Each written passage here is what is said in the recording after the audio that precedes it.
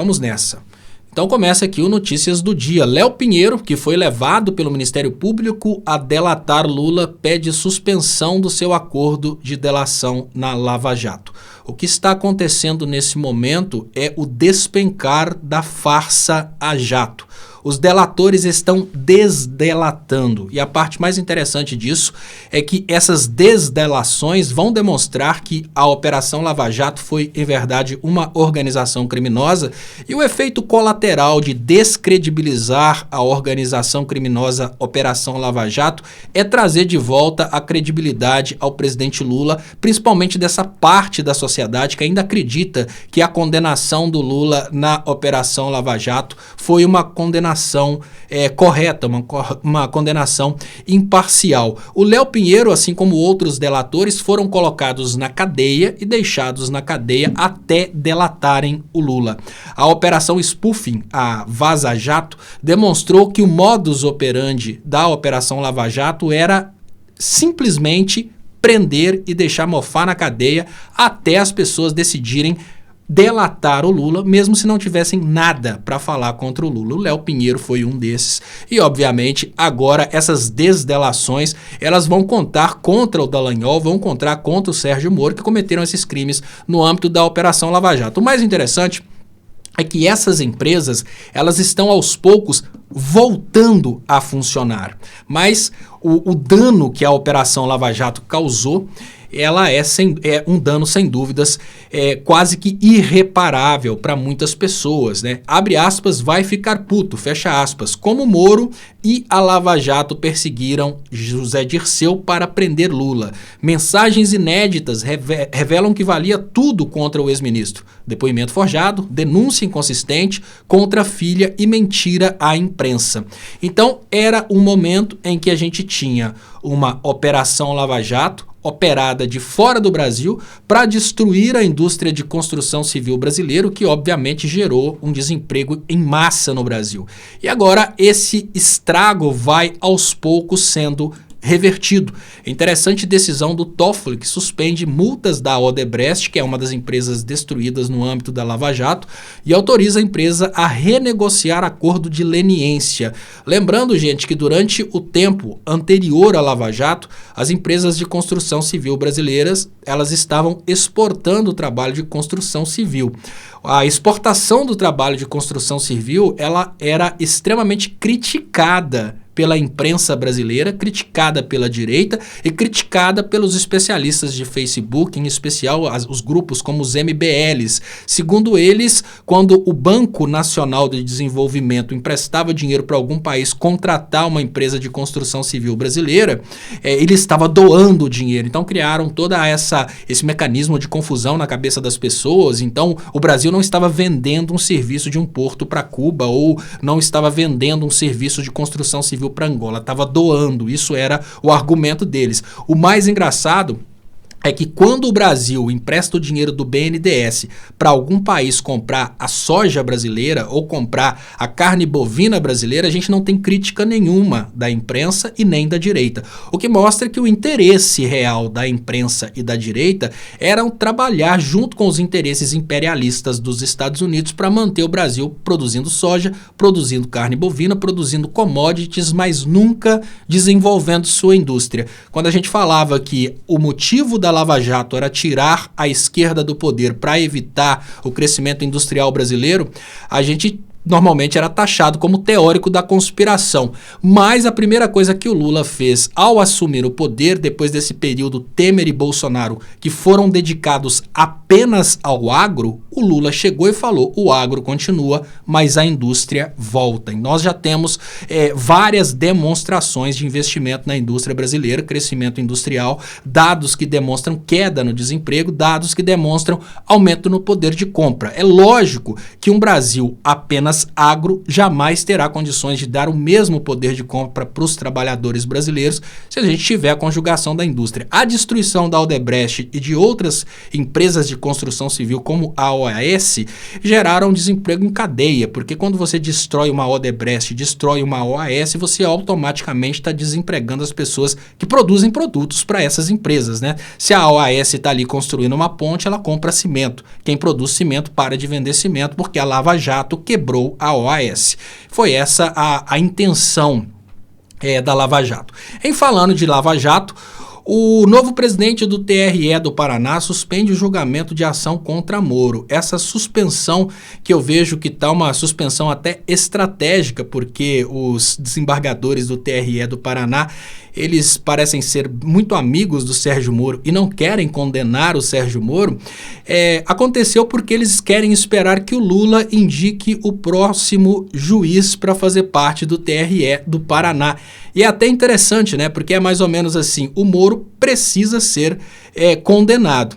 Esse Moro que precisa ser condenado, ele obviamente é nosso amigo, a gente precisa arrumar uma forma desse Moro ser condenado, mas não ser condenado por nós. Então vamos deixar o indicado pelo presidente Lula condenar o Moro. Então, de qualquer maneira, é praticamente impossível imaginar a possibilidade do Moro escapar dessa, porque o Moro cometeu crime de Caixa 2, cometeu crime também de abuso de poder econômico. Então não tem muita possibilidade do Moro escapulir dessa não. Agora, dando sequência aqui nas notícias, né? Moraes anuncia grupo com o Ministério da Justiça para monitorar pessoas que atentam contra a democracia. Esse é, sem dúvidas, o maior desespero dos bolsonaristas. Isso porque, nesse momento, o Poder Executivo e o Poder Judiciário estão unidos contra aquilo que quase destruiu a democracia brasileira. Apesar da gente ter essa tendência de menosprezar o que aconteceu no Brasil, se os Estados Unidos tivessem apoiado a investida do dia 8 de janeiro, hoje nós teríamos aquela minuta golpista do Bolsonaro fechando o TSE e o Bolsonaro estaria governando através de um golpe. O golpe no Brasil não aconteceu porque não teve apoio de uma potência. O Bolsonaro buscou apoio tanto nos Estados Unidos quanto na Rússia. Como ele não teve apoio, os militares não tiveram coragem de ir lá dar apoio para o gado que foi preso. É muito importante levar em conta o fato de que durante o tempo em que esteve no poder, o Bolsonaro chamou pessoas para manifestarem pedindo o fechamento do STF. Quando o Bolsonaro era contrariado pelo Congresso Nacional, ele chegava a cogitar também o fechamento do Congresso Nacional. Então, essa questão da direita, disso que a gente chama de direita, que é o bolsonarismo, conectado à não democracia, é uma coisa que a gente precisa observar com muita seriedade. Então, é extremamente republicana a ideia do Poder Judiciário trabalhar junto com o Poder Executivo para evitar qualquer atentado contra a democracia brasileira. Profissionais de segurança do nosso país são muito incompreendidos, afirma Dino ao deixar o ministério. Eu comemorei muito o posicionamento do Flávio Dino no sentido de trazer para o diálogo progressista a valorização dos profissionais de segurança.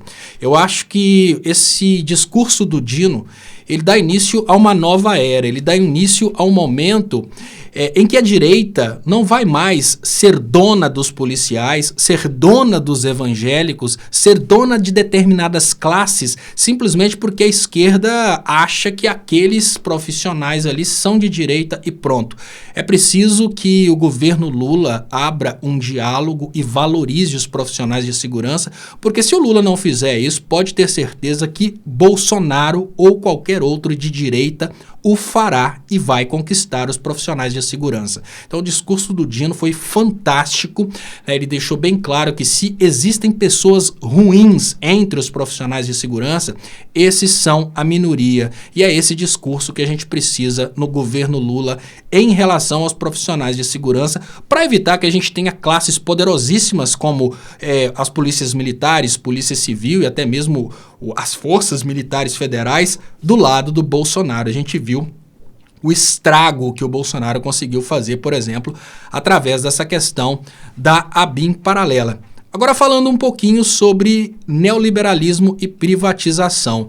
Durante o tempo em que foi presidenta da República, a Dilma ampliou o Sistema Interligado Nacional, que é a interligação do sistema elétrico do Brasil inteiro. Ela foi extremamente criticada pela Globo e não conseguiu realizar toda a interligação do sistema nacional, principalmente porque, segundo a Globo, a interligação do sistema era um grande erro. Na verdade, a interligação do sistema é que permite que o Brasil não tenha problemas como esse de Roraima, que é a parte do Brasil que ainda não está interligada. Lembrando que durante o governo Bolsonaro nós tivemos Roraima por mais de uma semana sem energia elétrica e agora Roraima, com o sistema privatizado, vive queda total de energia nessa quinta. Então tá aí, não conectado ao Sistema Interligado Nacional, o estado tem quase totalidade de sua energia gerada por usinas térmicas locais. Até 2019, Venezuela fornecia parte da energia. Lembrando que por questões ideológicas, a Venezuela foi excluída dessa entrega de energia a Roraima. E quanto menos fornecedores de energia a Roraima, mais difícil fica a situação de Roraima, né? Torcer agora para que a Roraima receba a interligação do sistema nacional e que, de repente, depois dessa nova sequência de problemas no sistema elétrico, a gente tem a conscientização dos nossos parlamentares que a Eletrobras precisa voltar a ser pública e que Roraima, esse sistema privatizado de Roraima não está dando certo, precisa ser incorporado ao sistema público, precisa ser estatizado, porque é sem dúvidas um sistema extremamente crucial. Na foto a gente vê um hospital, né, sem energia, parece que é um hospital sem energia elétrica e é uma coisa inenarrável. Lógico, eles possuem ali seus geradores locais, mas isso não é suficiente. Agora falando sobre ele, sobre o Bolsonaro, ele vai partir para a técnica do vitimismo. O Bolsonaro, a família Bolsonaro que usou durante essa semana em que o escândalo da ABIN veio à tona, eles usaram a técnica de cortina de fumaça, trazendo aquela historinha lá da Dulóren, né? O próprio Eduardo Bolsonaro focou uma caixinha da Dulóren dentro do quarto porque sabe que a esquerda gosta de falar de sua sexualidade. Da mesma forma, Michele Bolsonaro postou algumas fotos dela beijando o maquiador, exatamente porque a esquerda gosta de falar que o Bolsonaro é corno. Então a família Bolsonaro sabe muito bem manejar a esquerda para tirar o foco do que interessa. Família Bolsonaro sendo investigada e possivelmente relacionada à morte da Marielle e agora nesse caso da ABIN paralela, que é uma organização criminosa possivelmente encabeçada pelo Carlos Bolsonaro. E aí eles fizeram toda esse esquema de cortina de fumaça. Parte do diálogo da esquerda foi falar da sexualidade do Carlos Bolsonaro e do chifre do Jair Bolsonaro. E o caso da ABIN acabou sendo esquecido. De qualquer forma, o Bolsonaro agora está tentando o engajamento através do vitimismo. Ele vai tentar dizer que está sendo perseguido de todas as formas para tentar, a partir disso, conseguir, né, eventualmente, algum apoio para tentar botar medo no Alexandre de Moraes. Porque podemos dizer que o mandado de prisão preventiva do Bolsonaro já deve estar redigido, prestes a ser entregue para a Polícia Federal cumprir. O detalhe é que o Alexandre de Moraes precisa respeitar a hora certa para transformar o Bolsonaro em um criminoso preso e não em um mártir.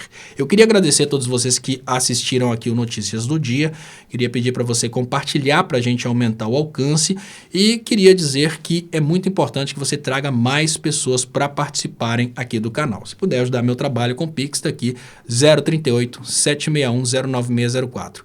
Muito obrigado e até mais.